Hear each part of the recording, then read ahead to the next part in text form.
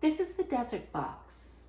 So many wonderful and important things happened in the desert.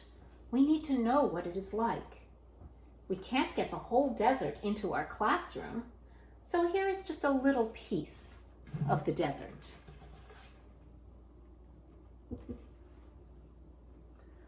The desert is a dangerous place. It is always moving, so it is hard to know where you are. There is little water, so you get thirsty and you can die if no water is found. Almost nothing is growing there, so there's almost nothing to eat. In the daytime it is hot, so the sun scorches your skin. And the night is cold. When the wind blows, the sand stings your skin when it hits you. People wear many layers of clothing to protect them from the sand and blowing sand and sun. The desert is a dangerous place. People do not go into the desert unless they have to. When the flood was over, the creatures went into all 4 directions of the earth. To fill it up with life again, they often gathered along the rivers.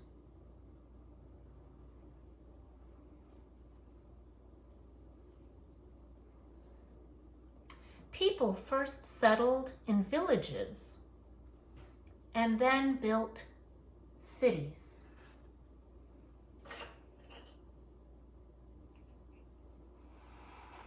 One of the most ancient and greatest of these cities was called Ur.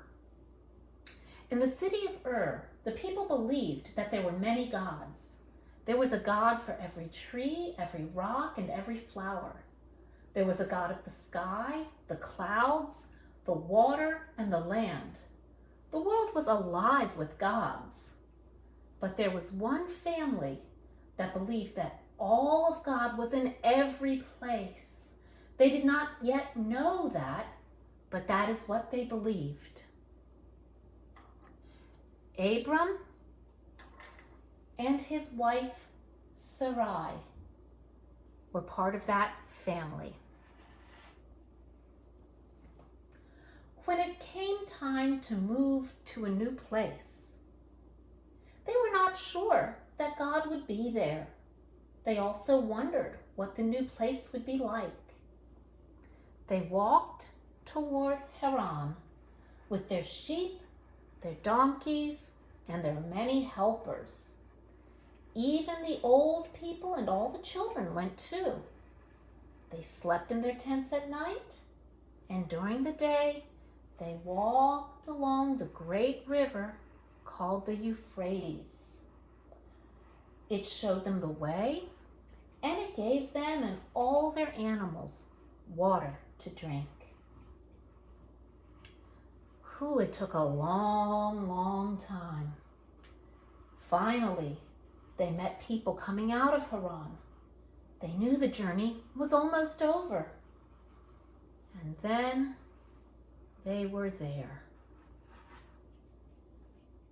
Sometimes Abram would go out to the edge of the desert and look out across the sand and into the sky.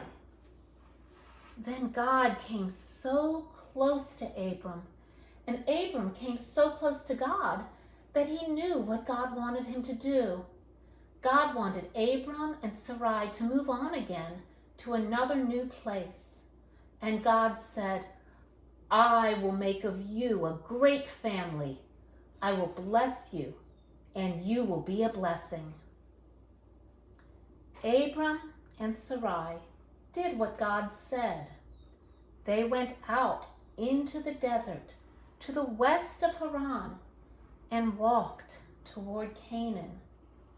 They went with all their sheep, their tents, and many helpers.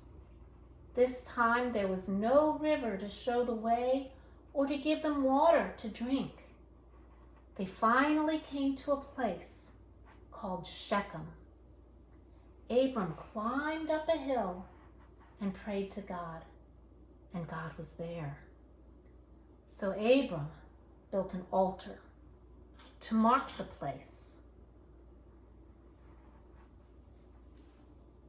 Then they went on. Next, they came to a place near Bethel. Abram prayed again, and God was there also. Abram built an altar to mark this place too. God was not just here or there. All of God was everywhere. Then they went on to Hebron to make their home near the oaks of Mamre. One night, God brought Abram outside. He looked up into the sky, and God came so close to Abram, and Abram came so close to God, that Abram knew what God was saying. You will become the father of a great family, and Sarai will be the mother. The members of the great family will be as many as there are stars in the sky and grains of sand in the desert. Abram laughed. He and Sarai were very old. God's promise sounded impossible, but God said to change their names anyway. Abram was to be Abraham, the father of many, and Sarai was to be called Sarah. One day, 3 strangers came out of the desert. Abraham now, was sitting by his tent. He invited them in, and Sarah mixed 3 measures of flour, which is a lot. She gave them bread and meat to eat, and milk and water to drink, as was the custom. They told Abraham that he and Sarah would have a son. Sarah was standing by the tent, heard them, and laughed. They were too old. The 3 strangers went on their way. Do you know what happened? Abraham and Sarah had a son. They laughed again, so they named the baby Laughter. In their language, the word for laughter is Isaac. When the boy was grown, old Sarah, who was now full of many, many years and very, very tired, died. She was buried in the cave near the oaks of Mamre. Abraham was lonely. He missed Sarah very much, but he had one more thing he had to do. He sent his most trusted helper back to the land of his people to find a wife for Isaac. Abraham's helper stopped by a well in the evening, and a young woman came out and offered him water to drink and helped him give water to his animals. Her name was Rebecca. She was as full of courage as she was full of kindness. Rebecca then invited him to meet her family. He told her family about Abraham and Sarah and the great family. Rebecca decided that she would like to be part of the great family. So they went across the desert and past Shechem and past Bethel toward Hebron. Isaac saw them coming and came out to meet them. Then Isaac and Rebekah were married. Old Abraham was now very old and full of years.